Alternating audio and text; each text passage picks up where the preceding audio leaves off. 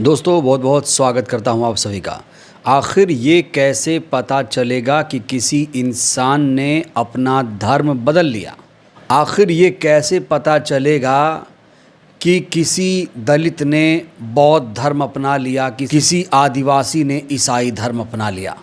और क्या अब सारे दलित, खास तौर से जो अम्बेडकरवादी हैं, वो अब बौद्ध धर्म अपना लेंगे? आज सुप्रीम कोर्ट के ऐतिहासिक फैसले के बाद इस बात को लेकर चर्चा तेज़ हो गई है।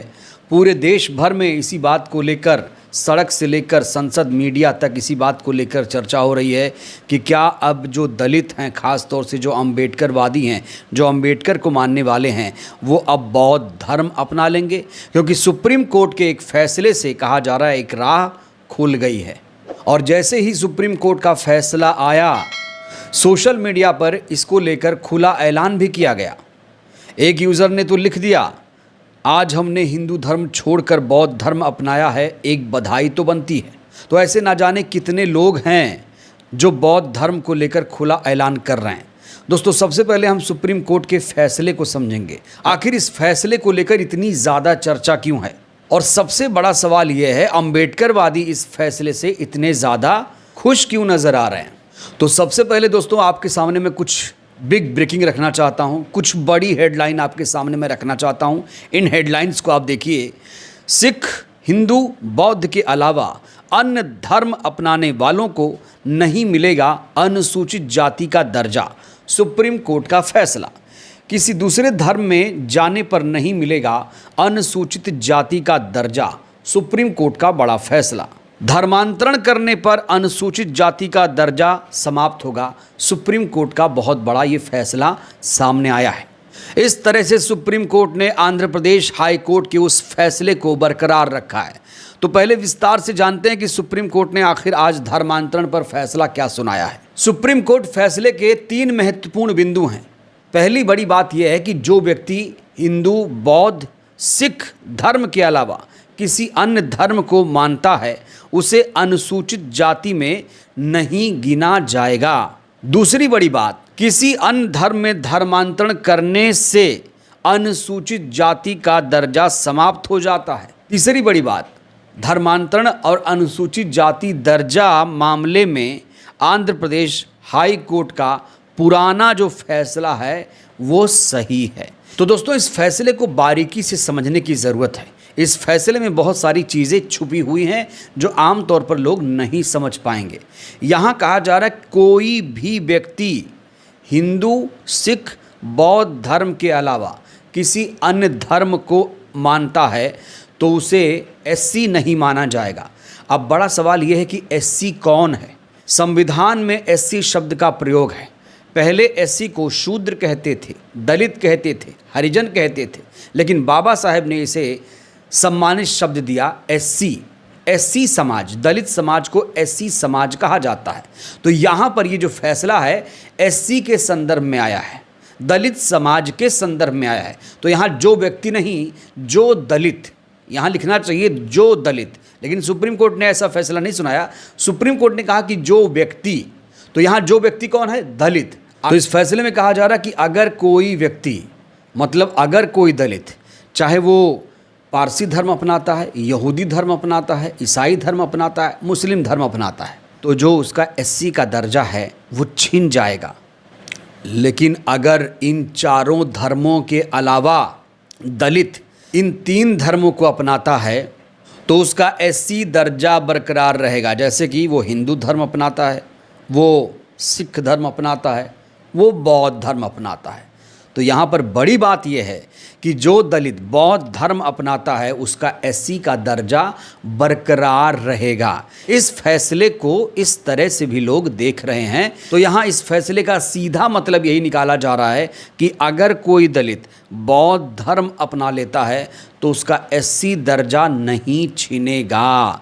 आपको बता दें दोस्तों, यहाँ पर बहुत ज़रूरी जानकारी दे दें कि दलित समाज में ख़ास तौर से जो बाबा साहेब के विचारों को मानते हैं, उनका जो झुकाव है, जानते हैं किस तरफ है? उनका झुकाव हमेशा से बौद्ध धर्म की तरफ ही रहा है। और आज भारी तादाद में दलित समाज बौद्ध धर्म की तरफ रुख करता हुआ नज़र आ रहा है। वहीं जो एसटी समाज है, एसटी समाज मतलब आदिवासी समाज है, उसके बारे में कहा जा रहा है कि वो ईसाई धर्म अपना लेता है। अब जबरन अपना लेता है, खुशी खुशी अपना लेता है, ये तो नहीं पता, लेकिन नेचर बताया जा रहा है कि जो आदिवासी है वो ईसाई धर्म की तरफ चला जाता है और जो दलित समाज है वो बौद्ध धर्म की तरफ चला जाता है। तो बड़ा सवाल ये है, क्या सुप्रीम कोर्ट के इस फैसले से दलितों को, खासतौर से अम्बेडकर वादियों को, एससी समाज को एक बहुत बड़ा वरदान मिल गया है?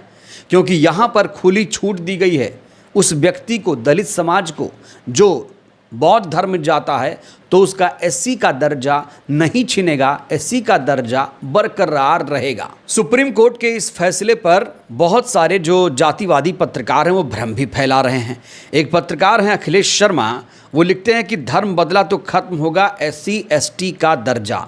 अरे भाई, एससी एसटी का दर्जा नहीं है, सिर्फ एससी का दर्जा।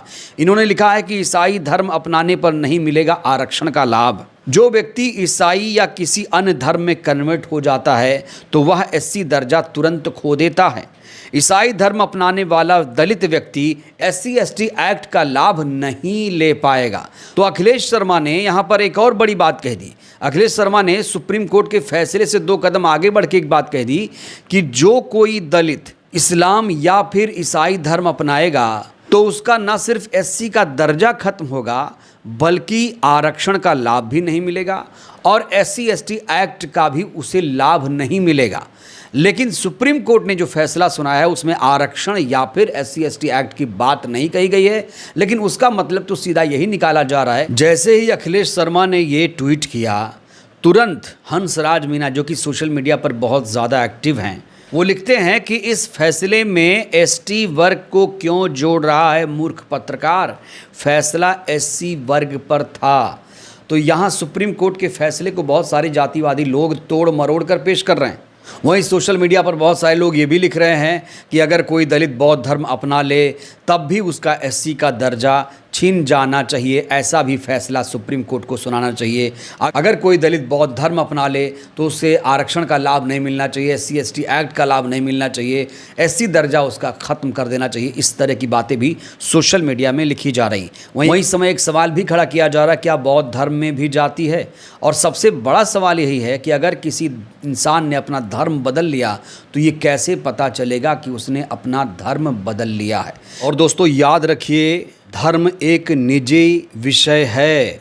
हमारे संविधान में अंतःकरण की स्वतंत्रता का जिक्र किया गया है, लेकिन आज आप देखिए सियासत में धर्म भी घुस गया है। आजकल नेता लोग धर्म के नाम पर वोट मांग रहे हैं। मंदिर मस्जिद हिंदू मुस्लिम के नाम पर आजकल वोट मांगा जा रहा है। कहा तो ये भी जा रहा है कि अगर संविधान में इस तरह का प्रावधान हो गया होता तो आज हमारे देश की राजनीति इतनी ज़्यादा बद से बदतर नहीं होती। लेकिन संविधान बनाने वालों को इस बात का कहाँ अंदाज़ा था कि आने वाली पीढ़ी में ऐसे भी नीच लोग होंगे जो धर्म के नाम पर सियासत करके देश में नफरत फैलाएंगे। बहरहाल ये सुप्रीम कोर्ट का आज का ऐतिहासिक महत्वपूर्ण फैसला है। दोस्तों, सुप्रीम कोर्ट के इस फैसले से आप लोग कितने सहमत हैं? प्रतिक्रिया बहुत ज़रूरी है। धन्यवाद।